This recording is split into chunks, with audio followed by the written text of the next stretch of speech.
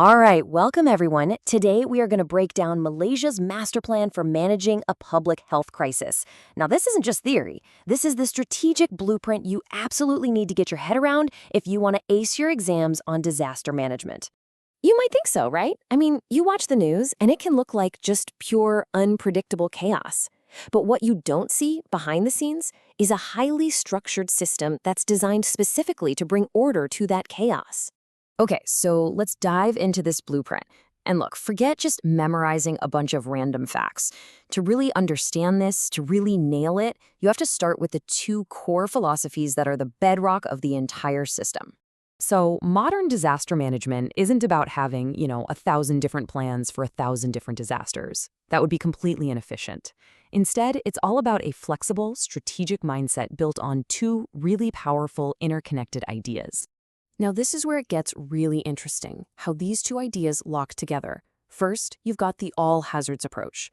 This basically says instead of a separate plan for floods and another for chemical spills and another for pandemics, you create one single flexible framework that can handle all of them. Then, the One Health approach adds this other critical layer.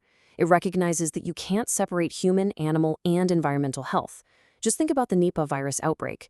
That taught us you just can't protect people without also managing what's happening with animals and in the environment. They're all connected. So that's the why, the whole thinking behind the system. Now let's get into the who. This is the architecture, a really clear three-tiered command structure.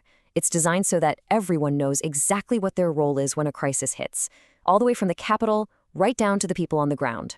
Right at the very top, we've got the strategic level. This is the National Committee, the JBB, or the Central Disaster Management Committee. These are the people making the big picture decisions for the whole country, setting the overall policy and deciding where major resources go. Next level down, we have the operational tier. This is where the state-level CPRC, the Crisis Preparedness and Response Center, comes in, and it acts as this crucial link. Its job is to take that high-level national strategy and turn it into a coordinated reality on the ground, managing resources and directing the efforts across all the different districts in this. And then we get to the tactical level. This is the absolute front line. The district operations room is the nerve center for all the on-the-ground action. This is where the rapid response teams are sent out from to investigate, where the immediate danger is assessed, and where those life-saving interventions are actually carried out. Okay, so to manage all that intense activity happening inside these command centers, Malaysia uses what's called the Incident Management System, or IMS. And this table just brilliantly illustrates how you bring order to all that chaos. You see, tasks are clearly divided up. Management decides, operations does the work, planning thinks ahead, logistics gets the stuff, and finance pays for it all. See, nothing falls through the cracks.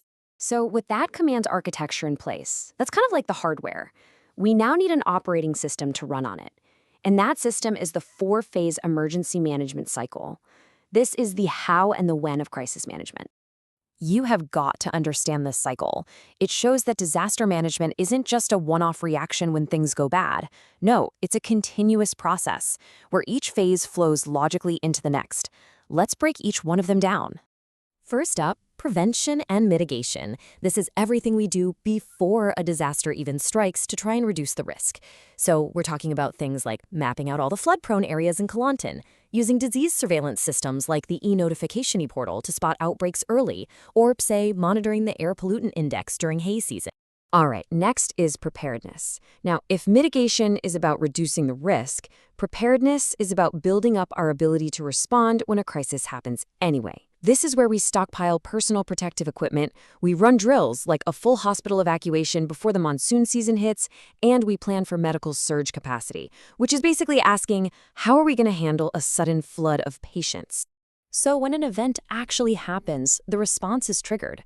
But this isn't just some big red panic button. It's a very calculated activation. The CPRC, the Crisis Preparedness and Response Center, moves systematically through its modes of operation, from its day-to-day watch mode to a heightened alert mode when a threat pops up, and then to full response mode once the disaster actually hits. And finally, we have recovery. And this isn't just about rebuilding bridges and buildings. It's about learning and healing. This phase includes deploying mental health teams to support victims and first responders. And then, and this is so crucial, it's about conducting a formal after-action review, basically a post-mortem, to figure out what worked, what didn't, and how we can make our blueprint even better for next time. You know, a blueprint is only as good as the people who execute it. You can have the best systems in the world, the most perfect plans, but without strong leadership, they can totally fall apart. This is the final and maybe the most critical piece of the whole puzzle. In a crisis, information is absolutely everything, and the single most important leadership skill is managing the narrative through clear, effective communication. The guiding principle is actually pretty simple, but it's so powerful. Be first with the information, be right with the facts, and be credible in how you deliver it. So what this means in practice is providing actionable information that people can use right away without causing a massive panic. It also means actively getting on social media and other channels to get ahead of rumors and to decisively shut down any dangerous misinformation that's spreading around. Beyond just communication, though, effective leaders use data, not gut feelings, to decide where to send resources, like fogging teams in a dengue outbreak. And they know, this is a big one, that public health never works alone. A successful flood response absolutely requires seamless collaboration with the fire department for rescue, the police for security, and welfare services for things like food and shelter. So, let's bring this all together. Think of this as your final checklist. If you were structuring an essay or a long-form exam answer, this right here is your blueprint for an A+. Okay, so first you'd start with the core philosophy. Then you explain that four-phase PPRR cycle. After that, describe the three-tiered command structure, making sure to mention key bodies like NADMA, the National Disaster Management Agency, and the IMS system. Next, you have to discuss the critical role of leadership. And finally, and this is key, ground your entire answer with specific Malaysian examples. Hitting all these points shows you don't just know the theory, you understand the structure and how it's applied in the real world. And that's your explainer on the blueprint for disaster management in Malaysia. I think the key takeaway here is that this is not some static document sitting on a shelf. These systems are designed to be dynamic, to learn and evolve from every single crisis, to make sure we are always better prepared for whatever comes next.